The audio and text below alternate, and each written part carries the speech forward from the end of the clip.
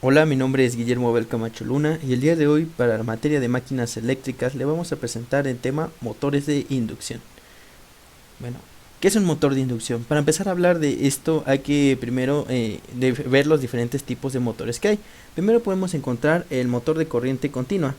El motor de corriente continua también es denominado motor de corriente directa o se puede conocer como motor CC o motor DC. Es una máquina que se encarga de convertir un campo magnético. Un motor de corriente continua siempre se compone en la parte de la armadura hay un embobinado y pues el campo magnético se induce a través de un imán. Estos motores funcionan con la corriente directa. Esta es la corriente que por ejemplo podemos encontrar en una lipobatería, una batería normal, etcétera. Bueno, ahora empezamos con los motores de corriente alterna. Primero vamos a hablar de un motor que hemos visto antes, que es el motor síncrono. Bueno, los motores síncronos, como sabemos, son un tipo de motor de corriente alterna, en la que la rotación del eje pues está sincronizada con la frecuencia de la corriente a la que se está alimentando. El periodo de rotación es exactamente igual al número entero de los ciclos de la corriente alterna que podemos ver aquí. Y finalmente encontramos los motores asíncronos. Los motores asíncronos. Bueno, los motores asíncronos o también son conocidos de inducción, que es el tema, son un tipo de motor de corriente alterna en la que la corriente eléctrica del rotor necesaria para producir torsión es inducida por inducción electromagnética. El campo magnético de la bobina del estator. Por lo tanto, un motor de inducción no requiere una energía, bueno, no requiere una conmutación mecánica aparte de su propia excitación. Todo para todo o parte de la energía transferida del estator a rotor, como en los motores universales, o sea, los motores síncronos y los motores DC, o bueno, también los motores síncronos que ya se han mencionado. Bueno, aquí encontramos que en la imagen mostrada a la izquierda, la corriente en la bobina del estator va incrementándose en la dirección que se muestra. El voltaje inducido en la bobina impulsa la corriente y como resultado se produce un par en el sentido horario. Note que ese motor simplificado girará previamente se haya iniciado el movimiento, pero no tiene par de arranque. Para conseguir ese par de arranque se usan varias técnicas consistentes en producir alguna asimetría en los campos. Bueno, la corriente eléctrica del motor necesaria para producir la torsión es dada por la inducción electromagnética del campo magnético de la bobina del estator. Por lo tanto, un motor de inducción no requiere una conmutación mecánica, aparte de su propia excitación. Bueno, vamos a empezar hablando un poco de historia. Para comenzar, en 1824 el físico francés Francois Arago formuló la existencia de campos magnéticos rotatorios. Y pues este fue la pauta para comenzar. Después, en el año de 1879 llegó Walter Bailey, que prácticamente al encender y apagar manualmente los interruptores logró hacer el primer motor de inducción primitivo. Bueno, en la década de 1800, muchos inventores intentaban desarrollar motores de corriente alterna, puesto que las ventajas de la corriente alterna en transmisión de alta tensión a larga distancia se veían como contrarrestadas por la imposibilidad de hacer funcionar los motores de corriente alterna. Bueno, el primer motor de inducción sin conmutador de corriente alterna fue inventado por el italiano Galileo Ferraris en 1885. En 1888, la Real Academia de Ciencias de Turín publicó su investigación detallando los fundamentos del funcionamiento del motor, al tiempo que concluía que el aparato basado en ese principio no podía tener ninguna importancia comercial como motor. Pues aquí prácticamente se empezó a menospreciar el uso de este motor. Posiblemente en el desarrollo industrial pues fue conseguido por Nikola Tesla en 1887 y obtuvo una patente en mayo de 1888. En el mismo año Tesla patentó su trabajo, un nuevo sistema de motores de corriente alterna y transformadores al Instituto Estadounidense de Ingenieros Eléctricos. No fue hasta el año de 1892 cuando se logró el primer motor de inducción práctico y se desarrolló una línea de motores de inducción polifásicos de 60 Hz en 1893. Pero estos primeros motores de Westinghouse eran motores de dos fases con rotores enrollados. El estadounidense Benjamin Lamb desarrolló más tarde un rotor de boleado de barra giratoria.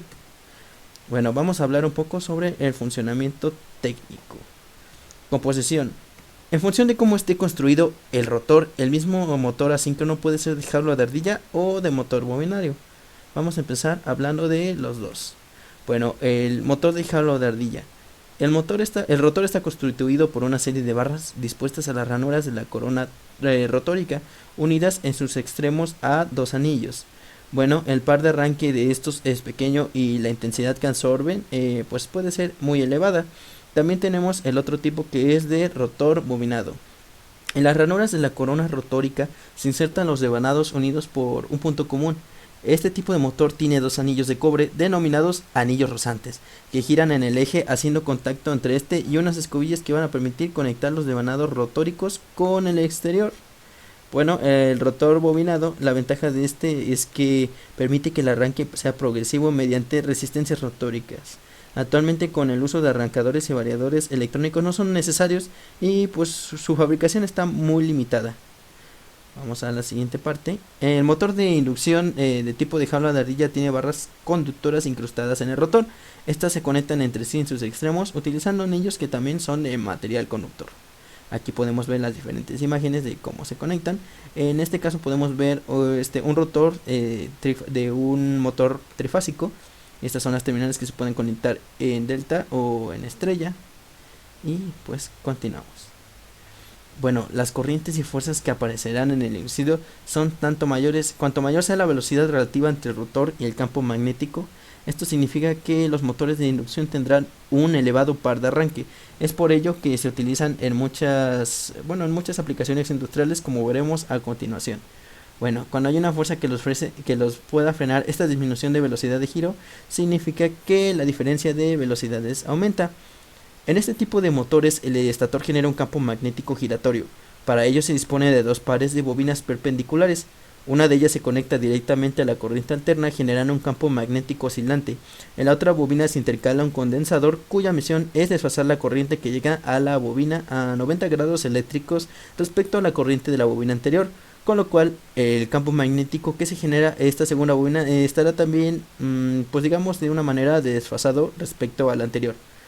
Bueno, podemos decir que el campo magnético giratorio induce una corriente en los conductores del rotor, por eso el rotor se llama inducido. Siempre que exista una variación en el flujo magnético, esto ocurre siempre ya que el motor gira a menor velocidad que la velocidad de sincronismo a la que gira el campo, y esta corriente inducida tiene los siguientes efectos. Bueno, para que se produzca la corriente que circule libremente por el rotor, los conductores deben formar un cortocircuito que se consigue con los llamados rotores de jaula de ardilla. Aquí podemos ver un ejemplo pues simulado, y aquí podemos ver un ejemplo de un rotor de jaula de ardilla real. Bueno, aquí podemos ver un motor trifásico asíncrono.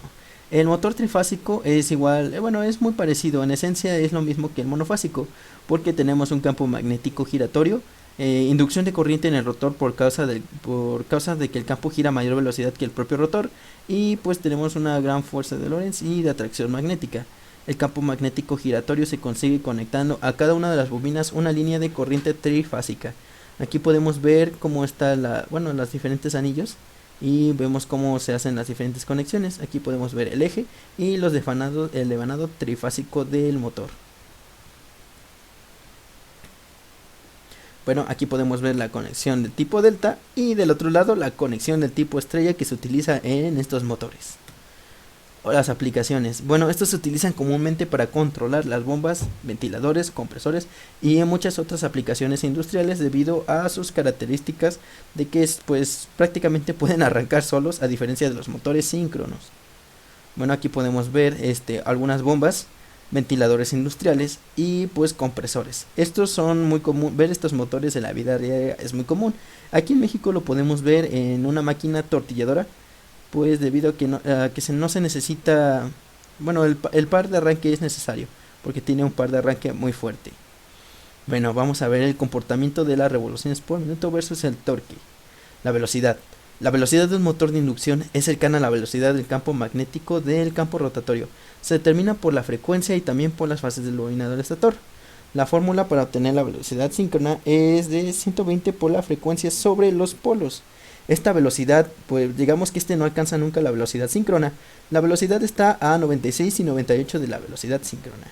y la fórmula que nos da la velocidad o las revoluciones por minuto es esta, donde nn es la velocidad nominal en revoluciones por minuto, ns es la velocidad síncrona en revoluciones por minuto, y ese es nuestro deslizamiento. Bueno, ahora vamos a hablar un poco del torque. El torque es la fuerza que hace girar al rotor, y este depende de diferentes factores como la corriente en el rotor, la tensión del estator y la forma de construcción de las barras del rotor. Aquí podemos ver un diagrama del comportamiento del torque, donde el T-nom es el torque nominal, el torque que se fija. Este torque lo fija por general el fabricante de la máquina como el valor ideal al que se debe trabajar. Esto quiere decir que la máquina fue construida para trabajar en ese punto. La velocidad que desarrolla el motor cuando el torque es igual al nominal se conoce como la velocidad nominal, que está representada como N-nom en esta parte. Bueno, TR es el torque de la máquina en el momento del arranque, y pues el torque máximo es el torque máximo al que se puede desarrollar a la máquina, y se da a la velocidad crítica. Bueno, n síncrona es cuando se alcanza la velocidad síncrona. Podemos ver que hemos dicho que estos motores no llegan a la velocidad síncrona. Esto se trata de que no pase, porque cuando se llega a la velocidad síncrona, pues digamos que el torque de este es nulo. Bueno, ahora vamos a hablar sobre algunas ventajas y desventajas. Unas ventajas es que tiene un alto par de arranque, por eso es muy utilizado en la industria. Bueno, a diferencia de los motores síncronos, la regulación de la velocidad de estos tipos de motores es muy sencilla. Este motor es muy eficiente, de aproximadamente del 85 a 97% de la eficiencia. Su construcción es demasiado sencilla. El mantenimiento que requiere es bastante bajo en comparación a los motores de corriente continua, porque a veces, en muchos casos, cuando el rotor es de jalo de ardilla, o bueno, no se requiere darle un mantenimiento, porque no se ve expuesto mucho a un rozamiento continuo. Bueno, un motor es un motor mecánicamente fuerte, es un motor muy robusto, es un motor pues que está hecho pues muy bien, es bastante eficiente. Al no usar cepillos, pues no hay chispas en el motor. Este motor podemos darle otro uso como el de las bombas de las gasolineras. Este es un motor que pues prácticamente evita que exista una ignición. Bueno, hay algunas desventajas con estos motores, no todo puede ser perfecto. Los motores monofásicos de este tipo no tienen par de arranque automático, solo los monofásicos, los trifásicos sí. Bueno, cuando la carga es ligera, el factor de potencia del motor disminuye bastante, y al momento de arrancar el motor se produce una fuerte disminución del voltaje. Pues esta es mi opinión de este motor con respecto a otros motores. Bueno, en mi opinión creo que estos motores son muy eficientes, pues por eso que son muy utilizados en la industria. Mi favorito es el motor síncrono por sus características de sincronismo, pero este motor es demasiado bueno. Podemos ver que es práctico, de fácil construcción, y pues me gusta bastante, ya que es uno de los mejores motores de corriente. Podemos concluir y decir con seguridad que no hay motores que son mejores o que sean mejores que otros, ¿no? Porque cada tipo de motor que se ha creado, ya sea de corriente alterna, corriente directa o síncronos, asíncronos, pues cumple con una función en específico, dependiendo de cómo se ha construido, claro. Este tipo de motor, pues, es muy confiable. El motor de inducción es uno de los motores más utilizados en el mundo, es muy común como los otros tipos de motores. Es práctico, eficiente y es mucho más fácil de controlar que, por ejemplo, si hablamos de un motor síncrono. Además de que ha sido de los primeros que se ha podido implementar. Estos motores no se verán obsoletos en mucho tiempo, pues porque de cada día se ven innovaciones, se ven mejoras, y pues estas se ven reflejadas en nuestra tecnología. Estos motores seguirán a lo largo de nuestras vidas como han estado durante mucho más tiempo del que esperamos. Estos motores, gran parte de su éxito se debe a que son muy sencillos, no necesitan mucho, pueden arrancar directamente, pueden ser trifásicos o monofásicos. Su tiempo de vida útil es muy largo, debido a que estos motores son muy robustos, por lo general son poco sensibles. Alterna que existen. Esto sería todo, y pues hasta luego. Dale like si crees que voy a pasar.